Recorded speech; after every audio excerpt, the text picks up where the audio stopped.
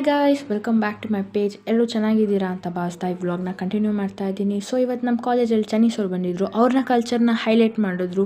So ಅದು ತುಂಬ ಚೆನ್ನಾಗಿ ಹೈಲೈಟ್ ಮಾಡಿದ್ರು ಆ್ಯಕ್ಚುಲಿ. ಆಮೇಲೆ ಚಿಕ್ಕ ಚಿಕ್ಕ ಮಕ್ಕಳು ಅಲ್ಲಿದ್ದ ಟ್ಯಾಲೆಂಟ್ಸ್ ಸೂಪರ್ಬ್ ಆಗಿತ್ತು.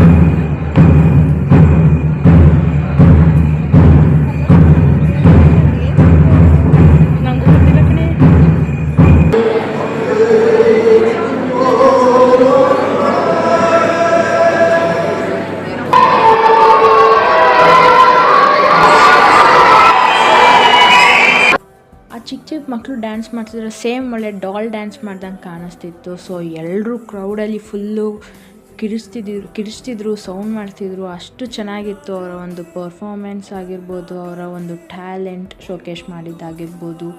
ಮತ್ತು ಇದು ಅವರ ಕಲ್ಚರ್ ರೆಪ್ರೆಸೆಂಟ್ ಮಾಡಿದ್ರು. ಅಂದರೆ ಅವರು ಹೇಗೆ ಅವರ ಕಡೆ ನಾವು ಹೇಗೆ ಹಾಲು ಕರಿತೀವಿ ಸೇಮ್ ಅದೇ ಕಲ್ಚರ್ ಇದೆ, ಬಟ್ ನಾವೆಲ್ಲೂ ತೋರಿಸ್ಕೊಂಡಿರಲ್ಲ.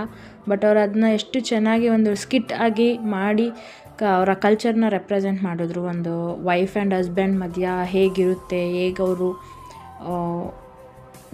ಡೈಲಿ ಲೈಫ್ ಸ್ಪೆಂಡ್ ಮಾಡ್ತಾರೆ ಅನ್ನೋದನ್ನ ಒಂದು ಸ್ಕಿಟ್ ರೀತಿ ಸ್ಮಾಲ್ ಆಗಿ ಕ್ಯೂಟಾಗಿ ತೋರಿಸಿದ್ರು. ಅದು ಕೂಡ ಆಸಮ್ ಆಗಿತ್ತು. ಬಟ್ ಲಿಟ್ರಲಿ ಅವ್ರು ಮಾಡಿದಂಥ ಪ್ರತಿಯೊಂದು ಸ್ಕಿಟ್ಟಲ್ಲೂ ಒಂದೊಂದು ಅವರ ಕಲ್ಚರ್ನ ತುಂಬ ಸ್ಪೆಸಿಫಿಕ್ಕಾಗಿ ರೆಪ್ರೆಸೆಂಟ್ ಮಾಡಿದ್ರು.